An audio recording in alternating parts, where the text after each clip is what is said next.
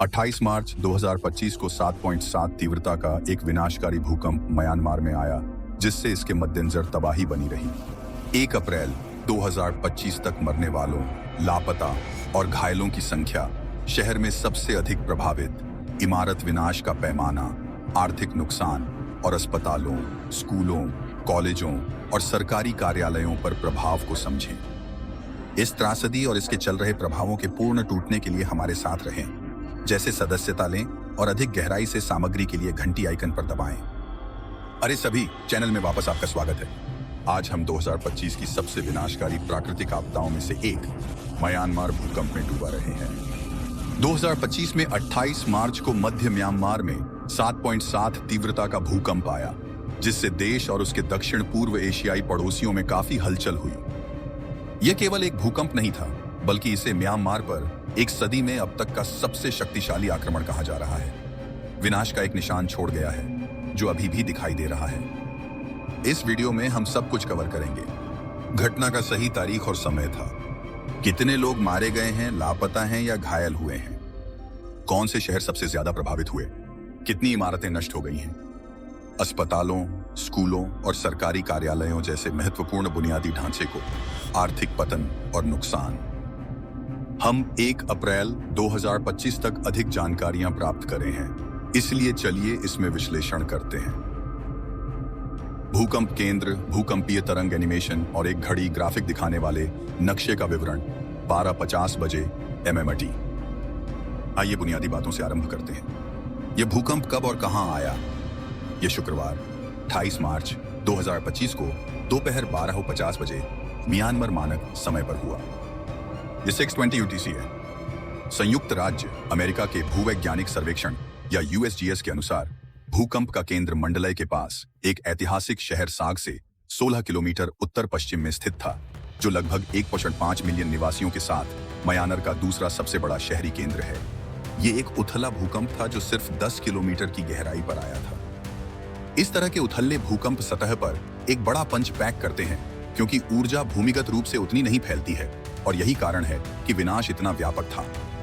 केवल 12 मिनट बाद स्थानीय समय में दोपहर 1 से 2 बजे 604 तीव्रता के आफ्टर शॉक ने इस क्षेत्र को हिला दिया, जिसका केंद्र 18 किलोमीटर दक्षिण में था। अगले कुछ दिनों में सागिंग आफ्टर शॉक आते रहते थे, जिसमें मंडलय के उत्तर पश्चिम में 30 मार्च को 5.1 तीव्रता के आफ्टर शॉक शामिल थे। लोगों ने बताया कि इन आफ्टर शॉक्स को दृढ़ता से महसूस किया गया, जिससे भय और अराजकता बढ़ गई।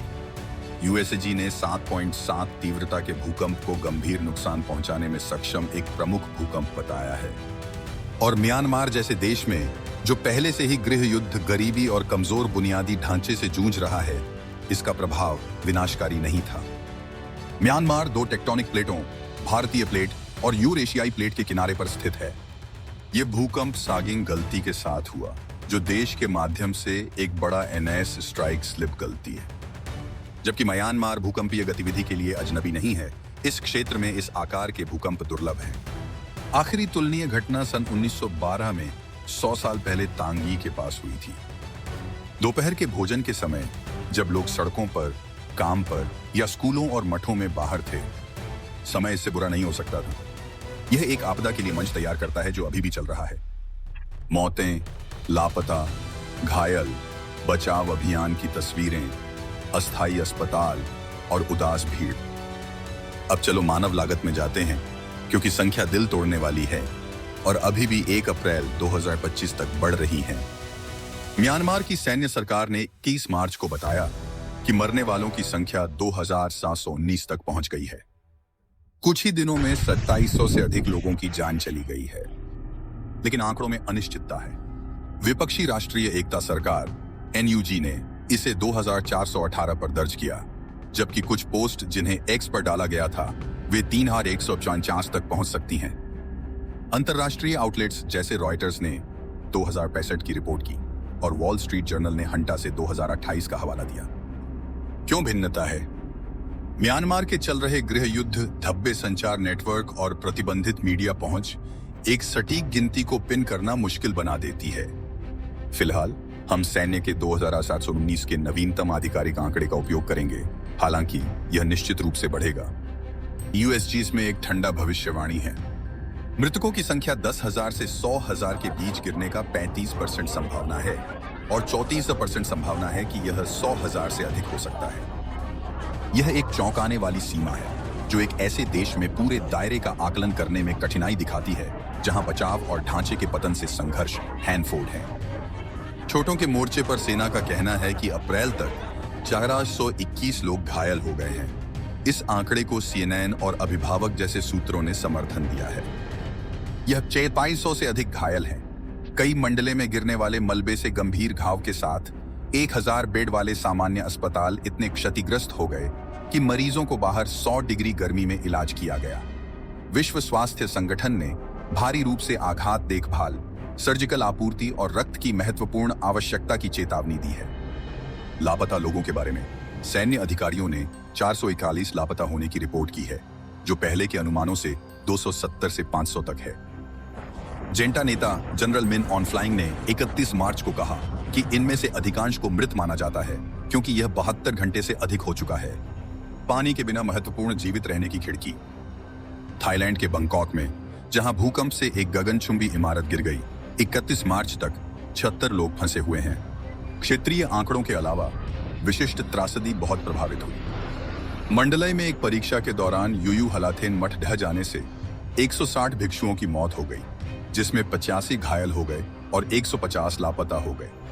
एक बचाव कर्मचारी ने करीब 600 लोगों की मौत की सूचना दी, जिसमें 90% संरचनाएं चली गईं। कायक्सी में स्कूल ढहने से 40 छात्र और 9 शिक्षक की मौत हो गई। ये कहानियां नुकसान के पैमाने को दिखाती हैं।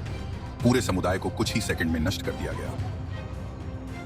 मंडले सागिंग, नापियरदा और बैंकॉक के मलबे के हवाई शॉट दर्शाते हैं। कौन से शहर सबसे ज्यादा प्रभावित हुए?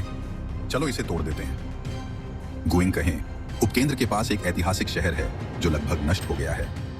रिपोर्टों के अनुसार इसकी 90% इमारतें ढह गईं, जिसमें 4 या 5 मस्जिदें और 90 साल पुराना आवा पुल शामिल है, जो मंडले से महत्वपूर्ण कनेक्शन है। इसकी गलती रेखा के पास केवल 16 किलोमीटर की निकटता थी जब इसने पूरी भांति उठाई।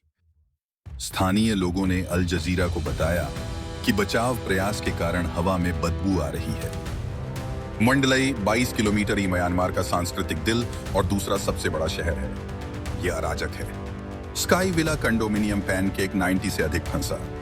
एक बचे व्यक्ति कुछ लेट काइंग को 30 घंटे के बाद बचाया गया। महामुनि पैगोडा और मंडलई महल जैसी प्रसिद्ध स्थल क्षतिग्रस्त हो गए और अपार्टमेंट, मठों और मस्जिदों के ब्लॉक गिर गए। मंडले टाउनशिप अमरापुरा में एक 5वीं इमारत नष्ट हो गई, जिसमें एक अपार्टमेंट ब्लॉक से 30 शव बरामद हुए। 200 किलोमीटर दूर राजधानी नेपाडाओ में छिन्ना से लोगों की मौत हो गई और 732 घायल हुए। अंतर्राष्ट्रीय हवाई अड्डे पर एयर ट्रैफिक कंट्रोल टावर ढह गया, जिससे सभी कर्मचारी मारे गए।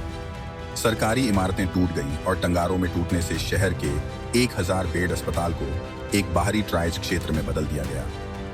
अन्य प्रभावित क्षेत्रों में मीखाइला 26 मृत, 166 घायल, क्योक्सी टाउनशिप 105 मृत, सिंघा टाउनशिप 30 मृत, एक हवा टाउनशिप 36 मृत हैं। युवाशुई, कालाऊ और पिनलोंग जैसे दक्षिणी शहरों में भी नुकसान की सूचना दी गई है, हालांकि अभी भी संख्या बढ़ रही है। आरा, गाइंग और मेघटिला क्षेत्र म्यांमार में सबसे अधिक प्रभावित क्षेत्र हैं। सीमा पार 1000 किलोमीटर दूर बैंकॉक में भूकंप का आक्रमण महसूस हुआ। चटाचक में 33 मंजिला गगनचुंबी इमारत ढह गई, जिसमें 14 मजदूर मारे गए और 36 लापता हो गए। शहर में कुल 21 लोगों की मौत हुई, जो नरम मिट्टी के झटके से और खराब हो गई। भूकंप के झटके चीन के हनोई, वियतनाम और यूनान में आए, लेकिन म्यांमार और थाईलैंड ने सबसे अधिक नुकसान उठाया। उपग्रह छवियों से पहले और बाद में बचाव कर्मियों ने मलबे में खोदकर खोदा। कितनी इमारतें गिर गईं, संख्या चौंकाने वाली है। मानवीय मामलों के समन्वय के लिए यूएनएस कार्यालय या ओचा ने 29 मार्च को शुरू में बताया कि म्यांमार में 1200 से अधिक घर, 3 स्कूल, 1 होटल और कई धार्मिक संरचनाएं क्षतिग्रस्त या नष्ट हो गईं। 31 मार्च तक यह 1700 घरों, 670 मठों, 60 स्कूलों और अकेले मंडलय में 3 तक पहुंच गया। बीबीसी ने मंडलय महल जैसे ऐतिहासिक स्थलों के साथ 1500 से अधिक घर क्षतिग्रस्त होने का उल्लेख किया। सैगिंग की 90% विनाश दर से पता चलता है कि हजारों संरचनाएं खो गई हैं। मंडले के पास इरावड़ी नदी पुल और अब्बा पुल पूरी तरह से ढह गया। थाईलैंड में 18 प्रांतों में 591 घर, 85 मंदिर, 86 अस्पताल, 9 इमारतें, 52 स्कूल और 25 सरकारी इमारतें क्षतिग्रस्त हो गई हैं, जिसमें बंगकॉक की गगनचुंबी इमारत ढह गई है। इन रिपोर्टों से हम म्यांमार में 5,000 से 10,000 संरचनाओं को नष्ट या भारी रूप से क्षतिग्रस्त कर रहे हैं। घरों से लेकर सांस्कृतिक स्थलों तक सब कुछ देख रहे हैं। यूएसएस बताता है कि उथले भूकंप इमारतों को सबसे अधिक प्रभावित करते हैं, खासकर खराब भूकंपीय मानकों वाले क्षेत्रों में। बंगकॉक में 10% से कम इमारतें भूकंप कोड को पूरा करती हैं, जो विफलता को समझाती हैं। अधिक क्षेत्रों का आकलन करने के साथ गिनती अभी भी बढ़ रही है। म्यांमार के जीडीपी पर आर्थिक नुकसान, क्षतिग्रस्त बुनियादी ढांचे और सहायता शिपमेंट के दृश्य ग्राफ आर्थिक नुकसान को दर्शाते हैं। म्यांमार की अर्थव्यवस्था पहले से ही नाजुक थी। 2024 में 66.2 बिलियन का जीडीपी 4 साल के गृह युद्ध से प्रभावित था। यूएसजीस पेजर सेवा का अनुमान है कि $10 बिलियन और $9 बिलियन के बीच नुकसान का 35% संभावना और $9 बिलियन से अधिक का 61% संभावना संभावित रूप से देश के वार्षिक उत्पादन को पौना कर देता है। प्रमुख बुनियादी ढांचे, व्यापार और परिवहन को रोक देते हैं। नापा, डो और मंडलय हवाई अड्डे बंद हैं और यांगोन मंडलय एक्सप्रेसवे पर महत्वपूर्ण पुल खो दिए हैं। मंडलय के व्यापार और पर्यटन क्षेत्र, जो अर्थव्यवस्था के लिए महत्वपूर्ण है, थाईलैंड में घरों, दुकानों और ऐतिहासिक स्थलों के नुकसान से मुश्किल में है। थाई होटल एसोसिएशन ने पर्यटकों के आगमन में 10 से 15% की गिरावट की भविष्यवाणी की, जो क्षेत्रीय आर्थिक प्रभाव को दर्शाता है। सड़कों और बिजली बंद होने से कई लोगों के लिए जीवन रेखा कृषि रुक गई है। संयुक्त राष्ट्र ने भोजन असुरक्षा को खराब करने की चेतावनी दी है, जिससे म्यांमार के 1/3 से अधिक लोगों को भूकंप से पहले ही सहायता की आवश्यकता थी। राहत खर्च बढ़ रहा है। चीन ने 13.8 मिलियन $2,000 और जिन्होंने 8 मिलियन की अपील की थी। लेकिन पुनर्निर्माण में वर्षों और अरबों और लग सकते हैं, जिससे म्यांमार की अर्थव्यवस्था को कगार पर धकेल दिया जा सकता है। अस्पताल, स्कूल, कॉलेज और सरकारी कार्यालय को नुकसान पहुंचा। अस्पताल के मलबे, स्कूल के मलबे और सरकारी इमारतों का मलबा गिर गया। आइए इंफ्रास्ट्रक्चर क्षति को देखें। अस्पताल तबाह हो गए। मंडलय जनरल अस्पताल में 3 अस्पताल पूरी तरह नष्ट और 22 अस्पताल आंशिक रूप से क्षतिग्रस्त हुए, जिससे मरीज बाहर निकाले गए और 1000 बेड सुविधा एक अराजक खुले हवा का क्लिनिक बन गया। अस्पताल गिर गया और मरीज जमीन पर पड़ गए। थाईलैंड में 46 अस्पताल क्षतिग्रस्त हो गए। हम दोनों देशों में कुल 30 से 40 अस्पतालों को देख रहे हैं, या तो चले गए या आपूर्ति की गंभीर कमी के साथ बाधित हैं। स्कूलों और कॉलेजों को भी नुकसान पहुंचाया गया। ओटिया ने म्यांमार में 21 मार्च तक 60 स्कूलों को क्षतिग्रस्त होने की पुष्टि की, लेकिन क्योक्सी स्कूल ढहने, 40 छात्रों और 9 शिक्षकों की मौत जैसी घटनाओं से पता चलता है कि मृतक की संख्या अधिक है। मंडा के हवाई अड्डे के टॉवर में कई इमारतें खो गई हैं, जबकि थाईलैंड में 25 नुकसान की सूचना मिली है।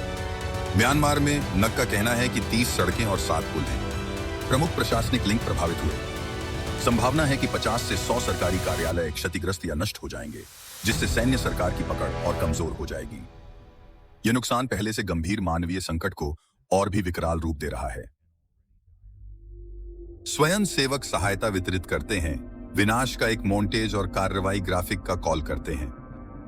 यह म्यांमार भूकंप की पूरी कहानी है, जैसा कि हम इसे अप्रैल की शुरुआत में जानते हैं, जब 28 मार्च 2025 का यह भयावह भूकंप आया। बजे 12:50 बजे से बंगकॉक की गिरने वाली गगनचुंबी इमारत में मंडले और सागेंग की तबाही से 1719 से अधिक लोग मारे गए, 4721 घायल और 441 लापता हो गए। हजारों बर्बाद इमारतों से लेकर अरबों नुकसान तक और टूटे हुए अस्पतालों से लेकर टूटे हुए स्कूलों और कार्यालयों तक, यह महाकाव्य आपात की त्रासदी है। बचाव की उम्मीदें फीकी हो रही हैं, लेकिन सहायता की आवश्यकता बढ़ रही है। आगे क्या है? म्यांमार को अपने विचारों में रखें। यदि आप कर सकते हैं तो राहत प्रयासों का समर्थन करें और सूचित रहें। अगर यह वीडियो संकट पर प्रकाश डालता है तो उस लाइक बटन को दबाएं, इसे सदस्यता दें और दूसरों के साथ साझा करें।